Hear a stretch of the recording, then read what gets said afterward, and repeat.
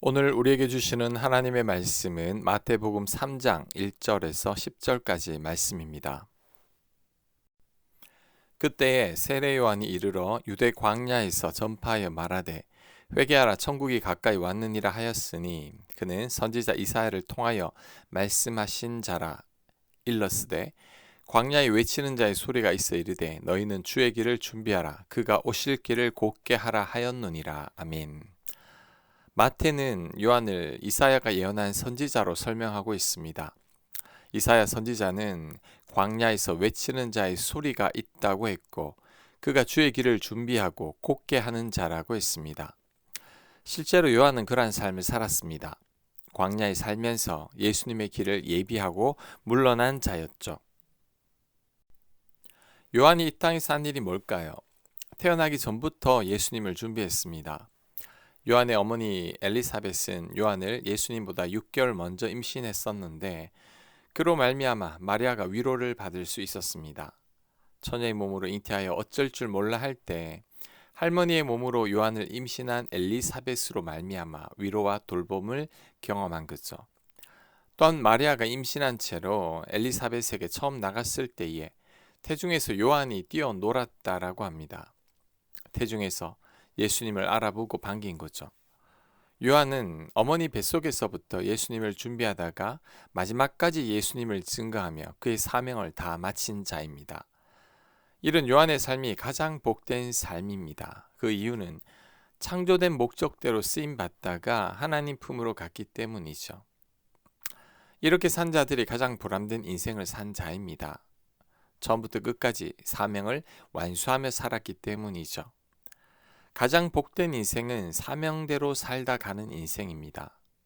이 땅에서는 아무도 몰라준다고 할지라도 자신의 사명대로 잘 살다가 죽었다면 천국에서는 칭찬받는 자죠. 자신을 향한 하나님의 뜻을 이루며 살았기 때문입니다. 초가 만들어진 이유는 세상을 밝히기 위해서입니다. 초는 빛을 발할 때 가장 아름다운 법이죠. 그런데 초가 다른 용도로 쓰인다면 초로서도 불행한 겁니다. 초등학교 때에는 교실 마룻바닥을 초를 칠하며 닦았었죠. 초가 빛을 내지 못하고 마룻바닥을 닦는 왁스처럼 사용되어질 때 초로서는 불행한 겁니다. 초는 자신을 태우더라도 빛을 내면서 불꽃을 일으키다가 사라질 때 가장 보람 있는 법이죠. 마찬가지로 우리는 사명대로 살아야 합니다. 그 사명이 뭘까요? 주어진 내 삶의 자리에서 하나님의 영광을 드러내는 겁니다. 나에게 주어진 은사를 사용해서 하나님을 높이고 전하는 거죠. 그리고 예수님을 계속해서 닮아가는 것입니다. 저는 목회자의 자리에서 하나님을 드러내고 제가 받은 은사로 성도님들을 섬기는 거죠. 성도님들은 각자의 삶의 영역에서 하나님을 드러내고 그곳에서 최선과 성실을 다함으로 하나님을 자랑해야 합니다. 그리스도인은 다르다는 것을 삶을 통해 보여주어야 합니다. 또한 우리들은 날마다 성장하고 성숙해져야 합니다. 하나님께서 우리를 구원하신 이유는 하나님의 형상을 담고 예수님과 같은 사람이 되게 하기 위함인 거죠. 그러므로 우리들은 날마다 하나님과 예수님을 닮아가야 합니다. 이런 삶이 우리들의 공통된 사명인 거죠. 하나님께서 주신 은사로 나만의 유익을 위해 살면 안 됩니다. 이런 삶은 사명을 망각한 삶입니다. 내가 태어난 목적대로 살지 않은 거죠.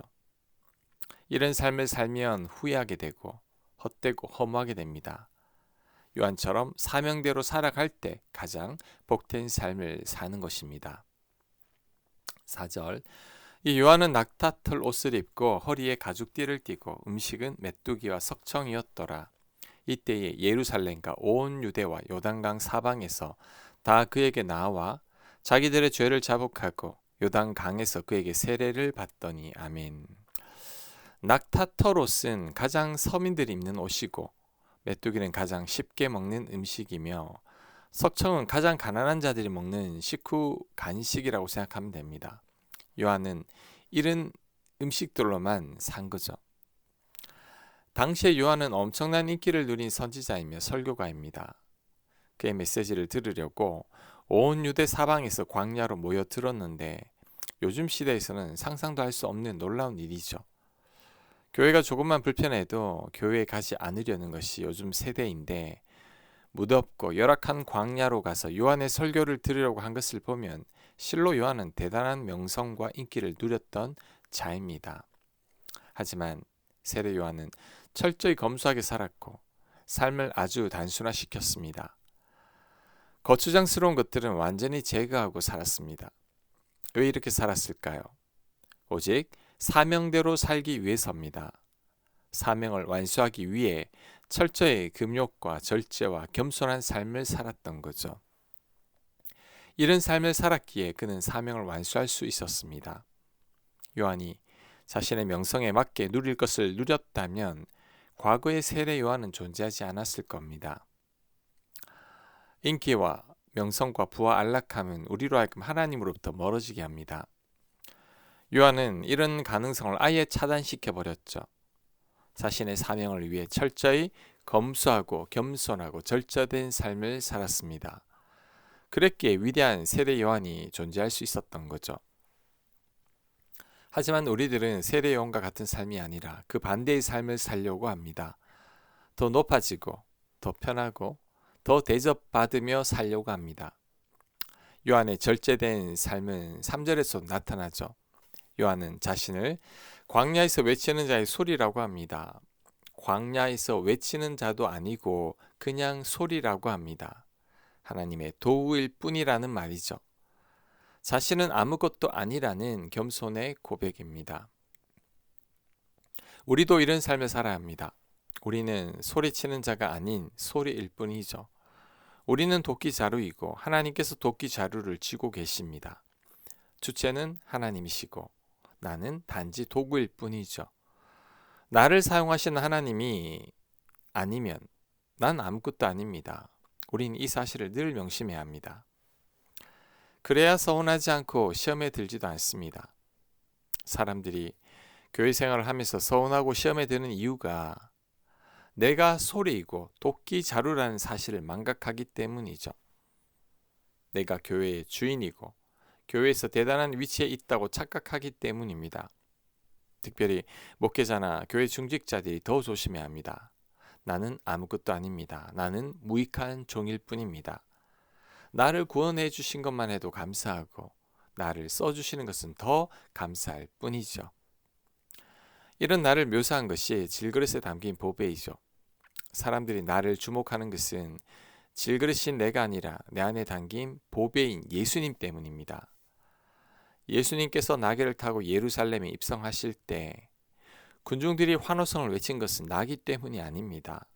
나귀 등 위에 계신 예수님을 보고 환호성을 친 거죠. 나귀가 잘못 착각하면 안 됩니다. 마찬가지로 우리는 아무것도 아닙니다. 우리는 단지 소리일 뿐이죠. 소리는 내는 사람이 없으면 아무것도 아니죠. 요한은 철저히 자신의 사명을 깨달았고 그 사명만을 위해 겸손히 절제하며 검소하게 산 사람입니다. 그래서 그의 영성을 유지했던 거죠. 우리도 이런 요한의 삶을 본받아야 합니다. 7절 요한이 많은 바리새인들과 사두개인들이 세례 베푸는 데로 오는 것을 보고 이르되 독사의 자식들아 누가 너희를 가르쳐 임박한 진노를 피하려 하더냐 그러므로 회개에 합당한 열매를 맺고 속으로 아브라함이 우리 조상이라고 생각하지 마라. 내가 너희에게 이르노니 하나님이 능히 이 돌들로도 아브라함의 자손이 되게 하시리라. 이미 도끼가 나무 뿌리에 놓였으니 좋은 열매를 맺지 아니하는 나무마다 찍혀 불에 던져지리라. 아멘. 요한이 바리새인과 사두개인들을 향해 직설적으로 책망을 했습니다. 요한은 종교 지도자들에게 아브라함의 자손이라고 자부하지 말라고 합니다. 당시 종교 지도자들은 구원의 조건을 아브라함의 자손이기 때문이라는 생각을 가지고 있었습니다. 자신들이 아브라함의 자손이기에 자신들만이 구원을 받을 수 있다는 잘못된 의에 빠져 살았었죠. 이런 종교 지도자들을 향해 요한은 독설을 퍼부었습니다. 그들이 아브라함의 자손이어서 구원을 받는 것이 아니라고 했습니다. 회개에 합당한 열매를 맺으라고 했는데 이 말은 말만 하지 말고 삶이 바뀌라는 뜻이죠. 하나님 말씀에 순종하며 살라는 겁니다. 그렇지 않으면 찍혀서 불에 던져진다고 합니다. 좋은 열매 맺지 못하니 버려지는 거죠. 타락한 종교 지도자들을 보면서 우리도 반성해야 합니다. 모태신앙이고 예수님을 믿었으니 구원은 받았다고 착각하는 그리스도인들이 많습니다. 그들은 말씀에 순종하지 않고 사랑하지 않고 사명대로 살지 않고 이 땅의 삶이 전부인 것처럼 살아가죠. 이런 자들이 마지막 때에 염소와 가라지로 분류되는 겁니다. 내 삶에 아무런 열매가 맺히고 있지 않다면 나도 요한이 책망한 종교 지도자들과 다름없다는 것을 명심해야 합니다. 복음주의 보수 성향의 목사님들 가운데서는 삶이 전혀 바뀌지 않은 그리스도인들은 구원받지 못한다고 말씀하는 분들도 있습니다. 오죽했으면 이런 말까지 했겠습니까? 바울도 예수님을 믿지만 여전히 육신대로 산 자들은 부끄러운 구원을 얻게 된다고 말했습니다. 우리는 이렇게 되지 말아야 합니다. 참 그리스도인이라면 날마다 내 삶이 바뀌어야 합니다. 말씀에 순종하고 사랑하고 내 삶에서 아름다운 열매가 맺혀야 합니다. 마태복음 7장 21절입니다. 나더러 주여 주여 하는 자마다 다 천국에 들어갈 것이 아니요 다만 하늘에 계신 내 아버지의 뜻대로 행하는 자라야 들어가리라. 그날에 많은 사람이 나더러 이르되 주여 주여 우리가 주의 이름으로 선지자 노릇하며 주의 이름으로 귀신을 쫓아내며 주의 이름으로 많은 권능을 행하지 아니하였나이까 하리니 그때 내가 그들에게 밝히 말하되 내가 너희를 도무지 알지 못하니 불법을 행하는 자들아 내게서 떠나가라 하리라. 아멘. 두려운 말씀이죠. 우리는 이 말씀에 해당되면 안 됩니다. 우리는 예수님을 믿는 자답게 살아야 합니다. 구원받은 하나님의 백성답게 살아야 합니다. 그렇게 되기 위해서는 반드시 말씀에 순종해야 합니다. 사랑해야 합니다. 내 삶에서 아름다운 열매가 맺혀야 합니다. 아멘. 하나님, 예수님 믿는 자답게 살게 하옵소서. 순종하게 하시고 사랑하며 살게 하여 주옵소서. 예수님을 더욱더 닮아갈 수 있도록 역사하여 주시옵소서. 예수님 이름으로 기도합니다. 아멘.